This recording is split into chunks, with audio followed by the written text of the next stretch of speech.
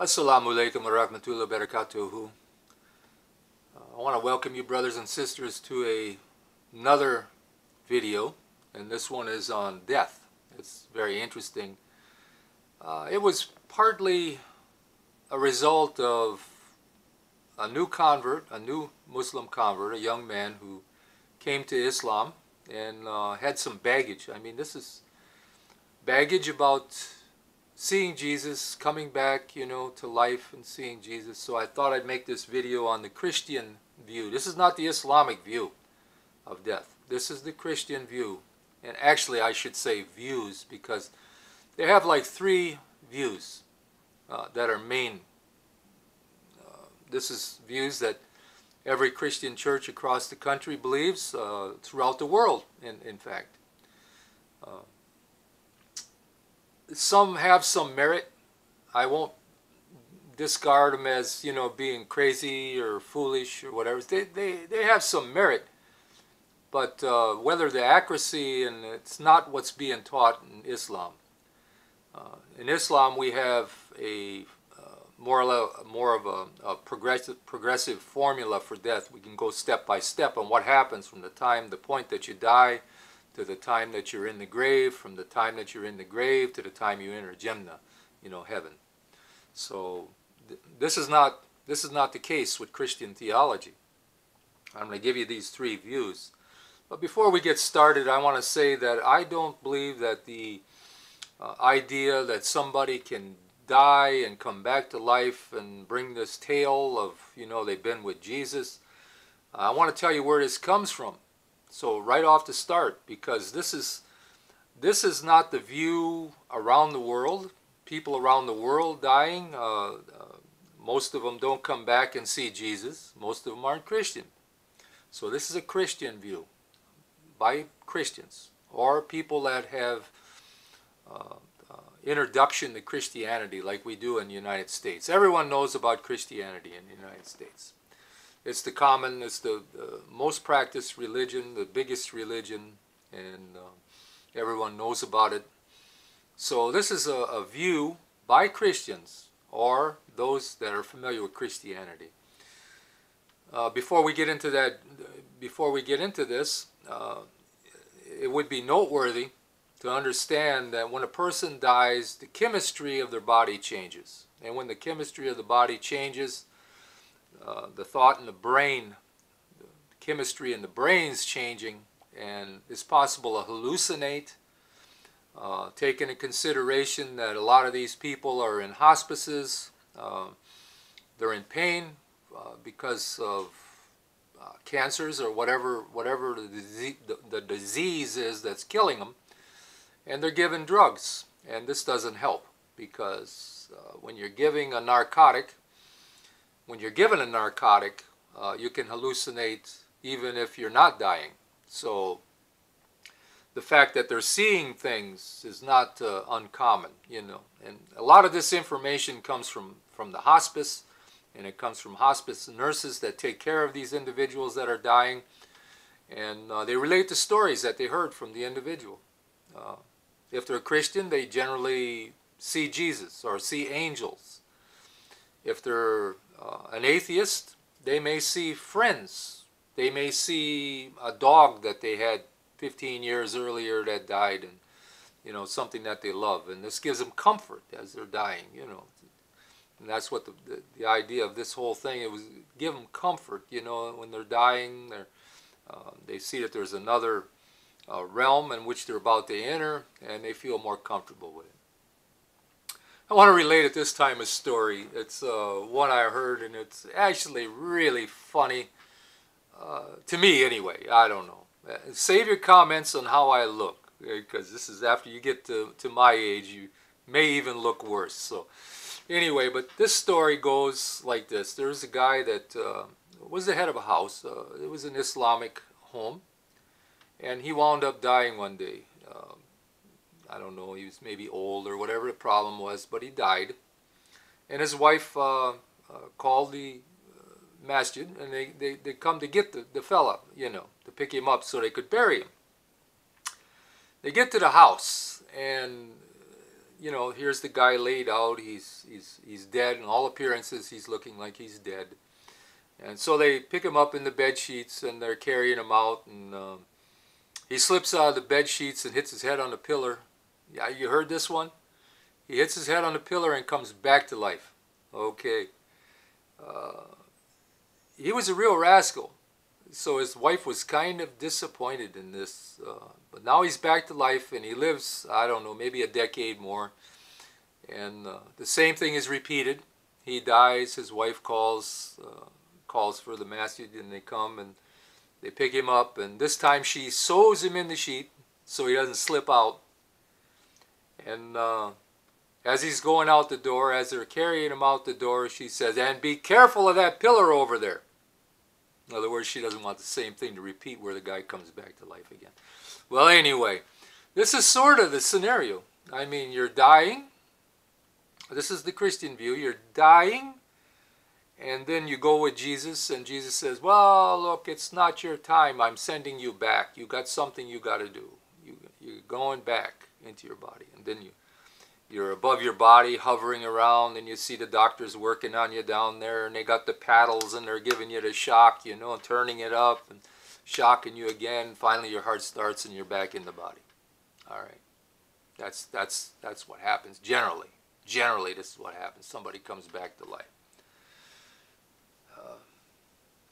The three views I'm going to give you are the most common views held by Christians. And the first one is soul sleep. Okay, so when you die, your soul, you become unconscious. And you don't know anything. And they put you in the ground. And you're there until the resurrection. Then your soul is reanimated. I mean, life, you know, you start to, you're reanimated and you're raised at the resurrection to be judged.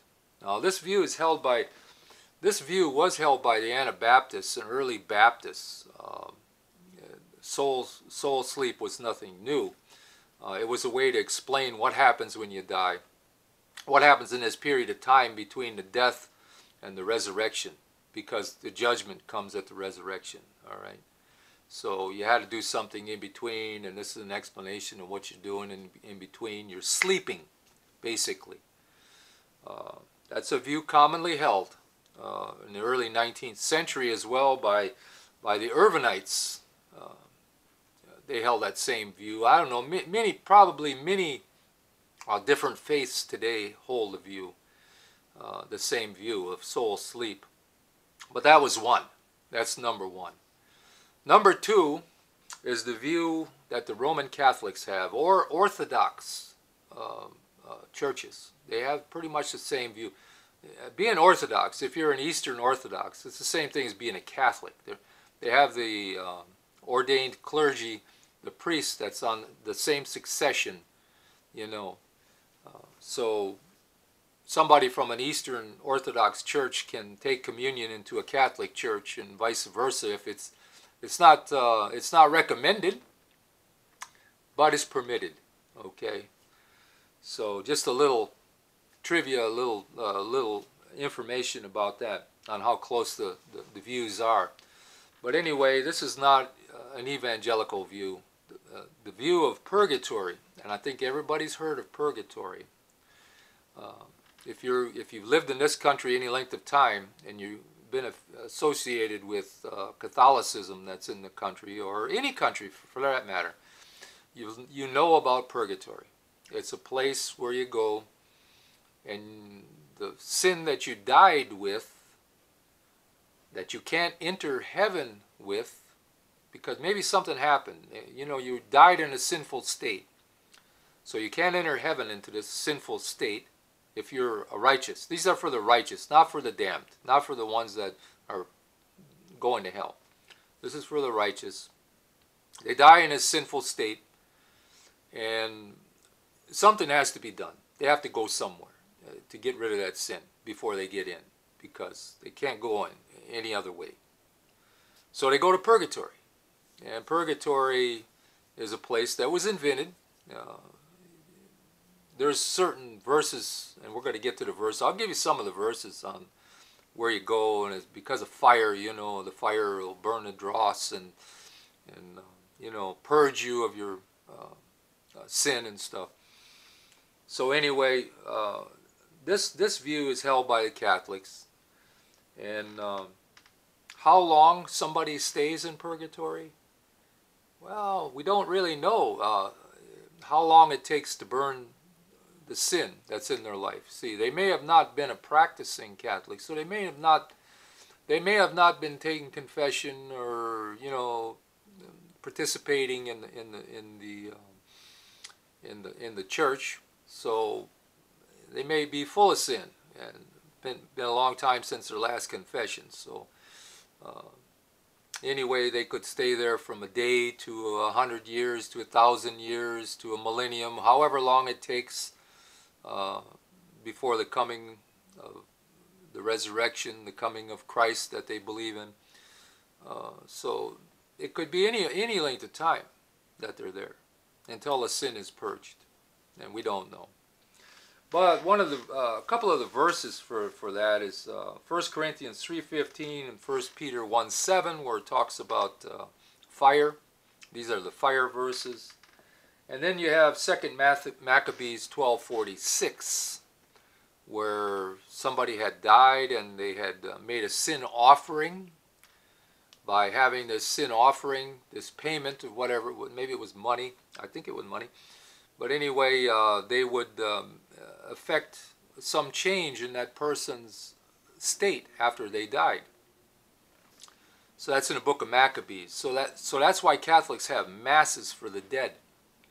You have a mass for the dead, and there's usually a small payment, whatever the person can afford. It might be a large payment, but these are done to affect some change in that person's dead, and also in their state at death, where they're at. Praying for people in purgatory. That's very common in Catholic theology, and this is the reason why. Does it have some merit? I think everyone is going to die with something, maybe a sin, you know, something on their soul. Even as a Muslim, you do your good works, but if you died unexpectedly, you didn't have time to ask for forgiveness, you're going to have something. You see, everyone's going to have something. So this was the idea created to get rid of that. And then, according to the Catholic, right here, this is the Catechism of the Catholic Church. It's these practices of purgatory was founded at the councils of Florence and Trent, and then it goes on to tell exactly what was talked about in these teachings that were talked about. So it's not new. It's fairly old, and at the beginning of the church. Let's move on to the next one, and this is probably the most popular. This third one I'm going to give you is the most popular. And this is the view that to be absent from the body is to be present with the Lord. A lot of this teaching, you know, it wasn't taught by the disciples. Those disciples that walked and talked with Jesus every day for 3 years, ministered with him, you know. It wasn't taught by them. This teaching was taught basically by Paul in Paul's writings. You know, to be absent with the body, to be present with the Lord. I'd rather be present with the Lord than in this life, and all this, you know, these kinds of teachings like that. This comes from Paul. And I'll give you the verses. I'll give you the scripture on this as well at the end, where we can look at it. But it's the imminent, at death, it's the imminent presence to be with Jesus. Okay, so here's the reason why I brought that up, and it's because it's the most common view, and it's also the one that's the foundation for this idea of, you know, some people who died and they seen Jesus, and Jesus said, you know, hey, and send him back, and now they live another 10, 20, 30 years or whatever it is, and then they die again, you know. So this is not believed in Islam. Once you die, you die, and then you go through this process that various stages, of being in the grave before you enter heaven. We're not going to talk about that today. I can do another video on Islamic death, but this is on Christian death. So we had the three views. We had the one with soul sleep, we had the one with purgatory, and now the last view, and probably the most prominent view, is the imminent presence. And what happens to unbelievers? Yeah, you got to wonder. This is what happens to believers, but what about unbelievers? There is a view, and probably one that that goes along with this imminent present view, and that's the view that the unbelievers, they go to hell. They go to the lake of fire immediately. Now, which doesn't line up with the rest of their theology on judgment, but I guess maybe they get a special judgment. I don't know how it works. You can see that there's a lot of confusion involved here, and it's a knot that's tied that I don't think Houdini could untie. But it's a lot of confusion. Whenever you got three views on the same process, you got confusion. You got 40,000 different churches, all right? Different denominations that believe a different thing. And what you believe is going to be based on where you attend church. It's going to be based on your religious denomination, your pastor, what he believes and what he teaches. That's what you're going to believe, because that's what you're going to hear the most from the time that you're a child in Sunday school to the time that you grow up. So this is how it's done. I mean, three confusing, conflicting views. This is common in the Bible. If you've been watching this channel, or you've been watching any of the other brothers that have been talking about this, you're going to see that the Bible has a lot of confusion. The guy that says that this is clear cut and he knows exactly what's happened is a fool. He's an absolute fool and doesn't know what he's talking about. I just gave you three different views of death taught by Christians. Which one are you going to take? You're going to take a slip of paper, write these three views on it, throw it in your ball hat, fold the paper over, throw it in your ball hat, close your eyes and reach in there and pick one, and that's the one you're going to believe. Yeah, be my guest. Have fun with that. But anyway, this idea of coming back to life after you're dead is just absolute more foolishness of the same. Okay? I gave you the reasons. Drug-induced hallucinations can cause that. Chemical changes in the body at death could cause that. Many things could cause that. Your predisposition, you're a Christian. All right, you're going to see Christ. If you're an atheist, you're going to see your puppy dog that you lost 15 years ago. You're not seeing the same thing. Somebody said, well, why is there so many people seeing Christ? Well, there's so many Christians that are dying, and that's what's happening. They come to the point of death, and they get revived. Medical science has progressed a long ways. You don't have to hit your head on a pillar anymore to come back to life. They got ways to resuscitate you. So this is the reason for this. Is it valid? Is it something that I should believe? Well, I got off the subject there. Let's get back on what happens to the unrighteous at the point of death. And some believe that he goes to hell for eternity. There's another group that believes that he'll be punished for a while and then be annihilated. That he'll just be burned up in the fire. All right? Be punished and then burned up in the fire. And there's all kinds of conflicting views.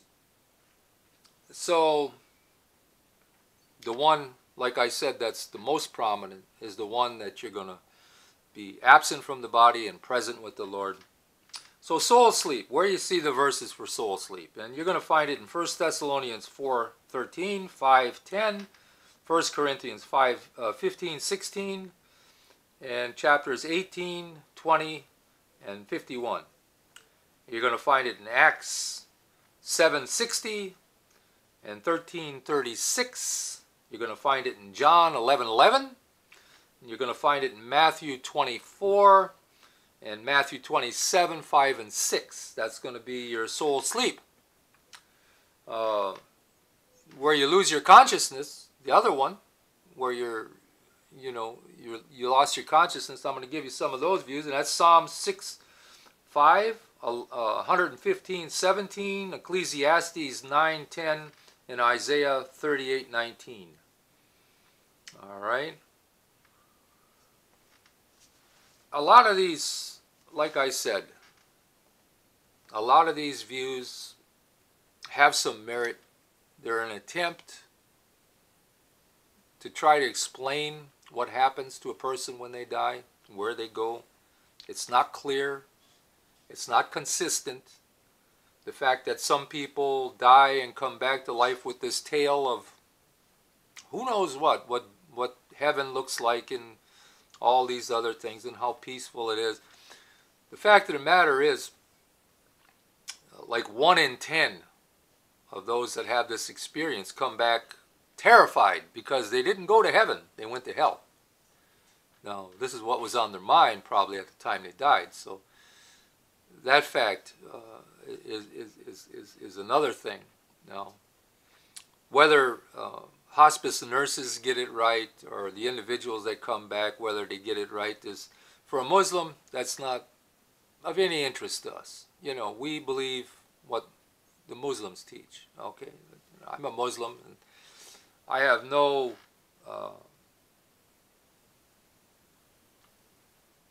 idea that hey, I'm going to go and see Jesus as my Savior, and I'm going to go to the light. You know, it's always going to the light. Did you ever notice that? Well, angels are made from light, but anyway, you got to go to the light, and then you're going to see Jesus. Yeah, I'd like to see Jesus. I'm going to see Jesus later on. You know, when I die, I'm going to look him up, and maybe we'll have a cup of coffee and we'll talk about some of these things on earth, what happened, and so forth. It'll be an interesting conversation, and I'm looking forward to it. I'm looking forward to talking to him, but am I looking forward to him as my Lord and Savior? Nah. My trust is in Allah. My trust is in myself doing the right thing. My trust is in the guidance of the Quran and the Sunnah. You know, my trust is not in these things, and I could care less if somebody believes that they seen something and came back. I could care less what you believe, you know, because I don't believe it. Yeah. And the reasons why, I gave you the reasons why. Most of the world doesn't believe it. Most of the world doesn't experience it.